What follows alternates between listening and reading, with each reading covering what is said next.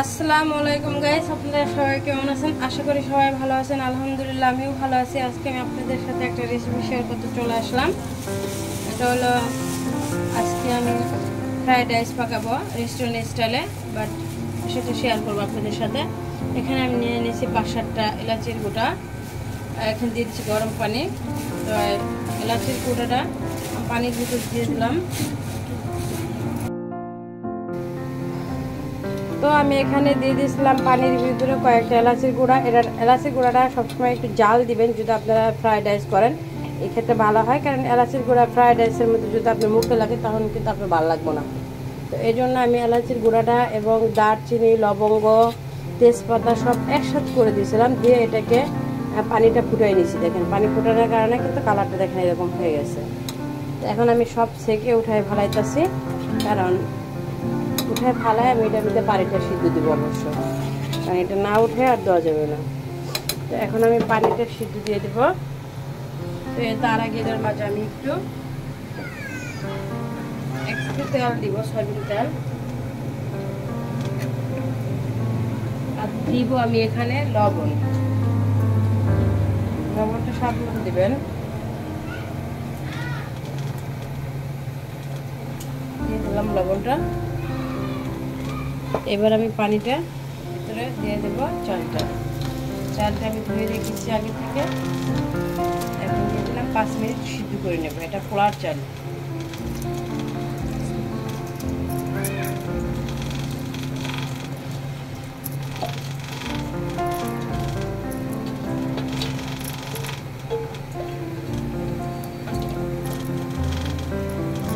এটাকে আমি একটু সিদ্ধ করে নেব, বেশি করে সিদ্ধ করবো না, একটা বলক আসা পর্যন্ত। আমি এখন চুলার হাই হিটে বাড়াই দিছি, একটা বলক আসা পর্যন্ত আমি এটাকে সিদ্ধ করবো। বাট তার আগে কিন্তু আপনার নাড়াচাড়া দিয়ে রাখবেন, না হয় একটু দলা পাকিয়ে যাবে। তো আমার ভাতটা কিন্তু হয়ে গেছে, দেখেন মানে চালটা কিন্তু আমার 50% সিদ্ধ হয়ে গেছে। চালটাকে এরকমভাবে রান্না করবেন যাতে 50% না, সরি 80% সিদ্ধ হয়ে যায়। কারণ 50% যেটা সিদ্ধ হয় ওটা কিন্তু আবার পরে আপনার বেশি শক্ত হয়ে যায়, খেতে ভালো লাগে না। বাট আপনি 80% কুক করে নেবেন চালটাকে, তাইলে এটা একবারে পারফেক্ট হয়ে যাবে আপনি ঢালার পরে। তো হয়ে গেছে, আমি এখন ঢেলে নেব। একটু আদা রসুন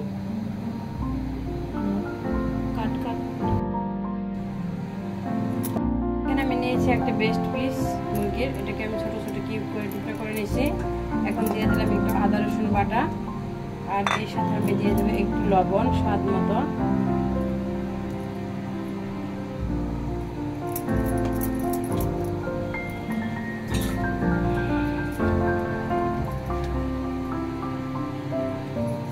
দিয়ে দেবো আমি একটু ধনিয়ার গুঁড়া,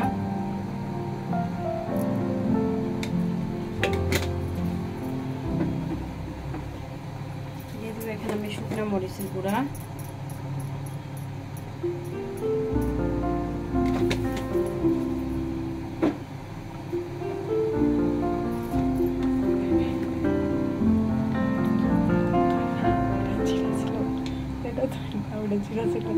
দিয়ে দিলাম একটু জিরার গুঁড়া,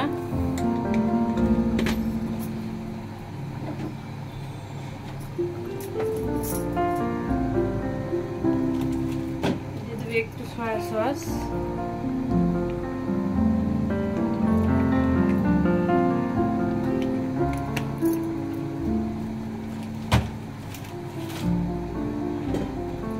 দিয়ে দেবো একটু ম্যাগি সস,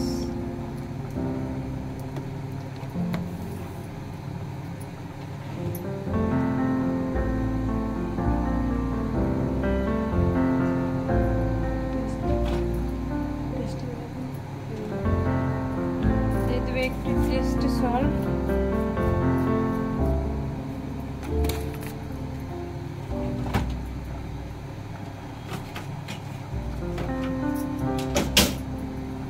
এখন দিয়ে দেবো আমি একটু চিকেন পাউডার,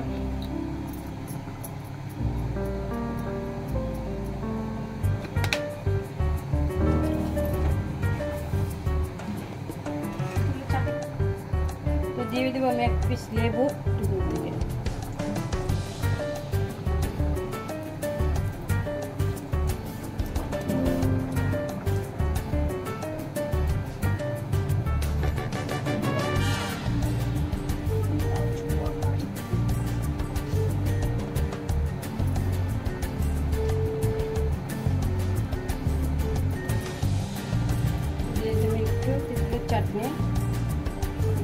আসলে ভিনিগারের পরিবর্তে দিই, চাইলে আপনারা এটা দিতে পারেন। এটা দিলে কিন্তু আসলে অনেক টেস্ট লাগে। এটা আমি নিজে বানিয়েছি আমার হাতে। দিয়ে দিলাম একটু গোলমরিচের গুঁড়া।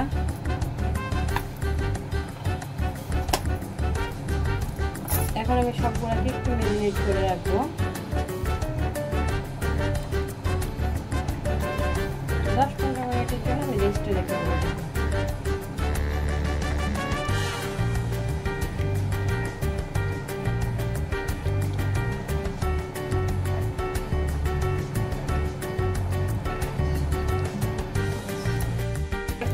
কারণ ফ্রাইড রাইস পাকাইতে বাটার ছাড়া হয় না, এটা বাটারে লাগে।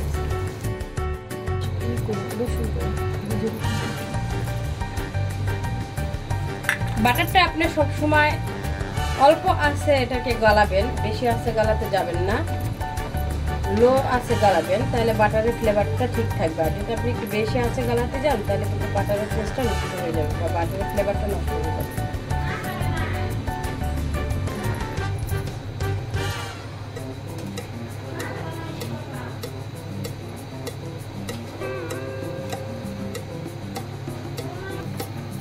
এখন দিয়ে দেবো আমি এখানে অল্প একটু রসুন কুচি।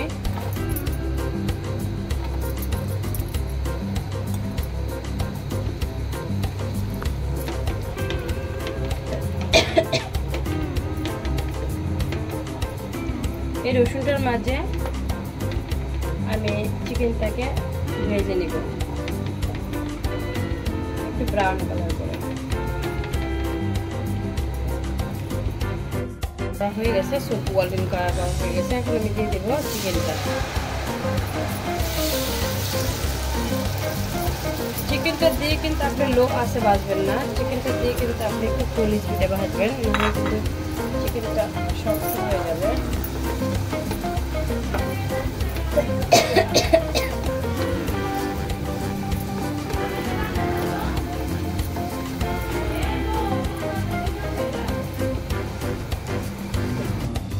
চিকেনটা আমার ভাজা হয়ে গেছে, ভেজে আমি এক পাশে চাপায় রাখছি। সো এখন আমি দিয়ে দেবো ডিমটা। এখানে আমি 4টে ডিম নিয়েছি, বাট আপনারা আপনাদের চাল কতটুকু ওটা অনুসারে দিতে পারেন। তো এই ডিমের গোছের যে তেলটা থাকে এটার মাঝে যদি আপনি ডিমটা ভাজেন তখন আপনার ফ্রাইড রাইস কিন্তু গন্ধ হবে না। এটা মাথায় রেখে সবসময় ফ্রাইড রাইস বানাবেন। অনেকের ফ্রাইড রাইস আছে বানানোর পর দেখা যায় গন্ধ, মানে স্মেলটা খুবই বাজে আসে। এটা শুধু যে আমাদের বাসায় বানালে বাড়িতে বানালে হয় তা না, আমি অনেক রেস্টুরেন্টে খেয়ে দেখছি অনেক গন্ধ, বাজে গন্ধ, আমার ভালো লাগে না। তো আবার দুই একটা আমার কাছে অনেক ভালো লাগে, ফ্লেভারটা ভালো আসে। তা এভাবে আসলে চিকেনের তেলের ভিতরে যদি আপনি ওই বাটারটার মাঝে যদি আপনি এই ফ্রাইড রাইসটা ভাজেন সবচেয়ে বেটার হয়, ওটা কখনোই গন্ধ হয় না। এখন আমি এটা এই তেলে ভেজে নেব। এবার আমি দিয়ে দেবো ডিমটা এই তেলেই।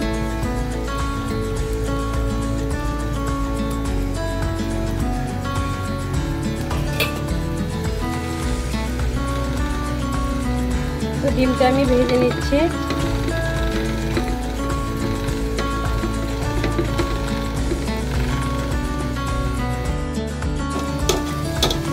এখানে দিয়ে দিলাম আমি সবজিটা।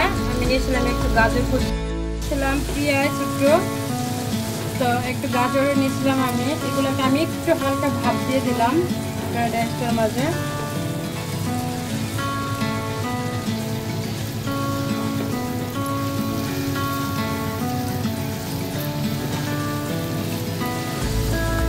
এখন আমি দিয়ে দেবো ফ্রাইড রাইসটা।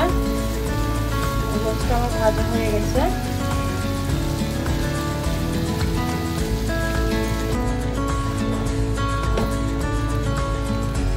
তো আমি অফ ক্যামেরা দিয়ে দিলাম রাইসটা, কারণ ক্যামেরা ধরাটা খুবই সমস্যা হচ্ছিল, বাট এই জন্য আমি অফ করে আগে রাইসটা দিয়ে দিলাম। এখন সেটা দিব আমি একটু টমেটো সস, এরপর দিব আমি একটু সয়া সস,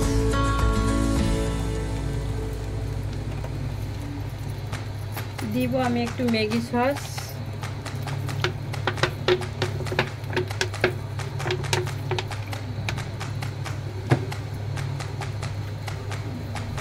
আর দিব আমি একটু গোলমরিচের গুঁড়া,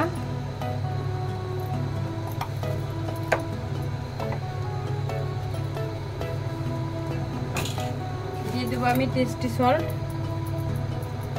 টেস্টি সল্ট না দিলে কিন্তু আপনি রাইসের স্বাদ পাবেন না। রেস্টুরেন্টের মতো যদি স্বাদ আনতে চান তাহলে টেস্টি সল্টটা অবশ্যই দিবেন। সব এভিডেন্সগুলো দিয়ে আমি এবার ভালো করে হাই হিটে এটাকে ফ্রাইটাকে ভেজে নিব। তো গাইস দেখেন আমার ফ্রাইড রাইস কিন্তু অনেক সুন্দর হয়েছে। দেখেন একটা কিন্তু গলে যায় না এবং কি পারফেক্ট সিদ্ধটাও কিন্তু হয়েছে। দেখেন মানে খুবই দারুণ হয়েছে। এইভাবে একবার খেয়ে দেখবেন, আসলে এটা অসাধারণ টেস্ট। আপনি কখনো বাজে স্মেল তো পাবেনই না, আর যে স্মেলটা পাবেন, যে কখনো ফ্রাইড রাইস না খায় সেও 2 প্লেট খেয়ে ফেলবে। তো এখন আমি এটার উপরে একটু ঘি দিব, ঘি দিয়ে এটাকে আমি ঢেকে রেখে দিব। এই ঘিটা অবশ্যই দিবেন। অনেকে এটা কয়লা দিয়ে ধোয়া উঠায় দেয়, বাট আমি এটা প্রয়োজন মনে করলাম না। রান্না তো সবাই একরকম রান্না করে না, এক একজনের রান্না এক রকম। আমি ঘিটা দিয়ে এখন ঢেকে রেখে দেব। গাইস আমার রাইসটা সিম্পলভাবে পাকাইলাম, কিন্তু এটা খেতে আসলে অনেক মজা লাগে। এভাবে সবাই বাড়িতে একবার হলো বানিয়ে খেয়ে দেখবেন। যারা আমরা রেস্টুরেন্টে যে হাজার হাজার টাকা দিয়ে ফ্রায়েড রাইস খাই, বাট হয়তো এরকম স্বাদ পাই না যেটা বাসায় বসে বানালে খাই। আর আমি যে হোয়াইট ভেজিটেবলটা পাকাইলাম এটাও কিন্তু অনেক মজা, বাট এখানে প্রপারলি কালারটা দেখা যাচ্ছে না। আমার ঘরের লাইটিংটা খুবই খারাপ, তাই এই জন্য কালারটা সুন্দর আসতেছে না, দেখতেই পারতেছেন। আর এটা আমি গাজর দিয়ে পায়েস পাকিয়েছি, গাজরের পায়েস। তো আজকের ভিডিও এই পর্যন্তই ছিল। ভালো থাকবেন সবাই, আমার জন্য দোয়া করবেন। আমি আপনাদের সকলের জন্য দোয়া করি। ভালো থাকবেন।